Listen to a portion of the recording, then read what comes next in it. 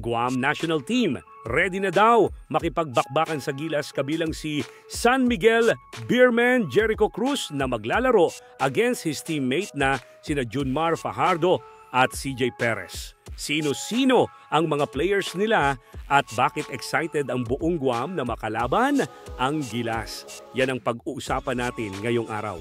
Pero bago yan, like and subscribe lang mga idol para sa latest basketball news and highlights.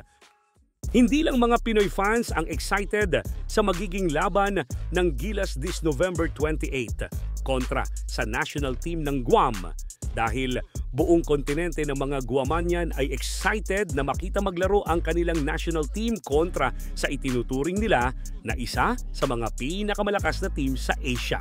Tiyak na magiging blockbuster para sa mga taga-Guam ang laban na yan na itinuturing nila na biggest game ever sa kasaysayan ng Guam basketball.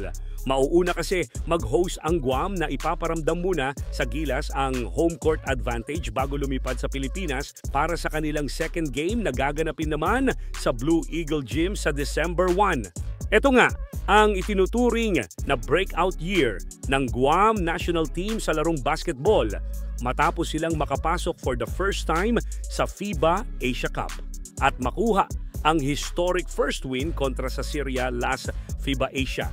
Pangungunahan pa din ni Cruz ang team ng Guam with Guam national team mainstay Ty Wesley na nag-a-average ng 18 puntos per game at sasamahan ng mga veteranong players nila like Ernest Ross Jr., Jonathan Galloway at ang shooter nila na si Takumi Fukuda Simon.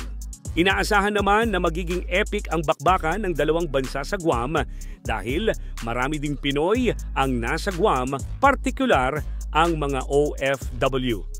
Samantala magbabalik si Gilas naturalized player Andre Blatch, hindi bilang player kundi isang mentor para sa Gilas national team. Target nga ni Blatch na makapasok sa coaching staff ng Gilas para makatulong kahit papano sa programa ng Gilas, partikular sa pagiging mentor sa mga batang big man gaya ni Nakay Soto, QMB, Angelo Kawame at AJ Edu. Ngayong taon nga ay na-decline si Blatch sa PBA matapos niyang magbigay ng interes na gusto niyang maglaro sa liga bilang local pero hindi siya nabigyan ng clearance dahil nga sa striktong rules ng PBA para sa mga naturalized players. Kasalukuyang may height limit ang PBA na hanggang 6'9", pero dahil nga 6'11", etong si Blatch ay automatic na hindi siya pasok sa requirements na to ng PBA. Kaya naman gumagawa na lang siya ng paraan para maibalik sa Pilipinas ang nagawang maganda sa kanyang career bilang isang naturalized import.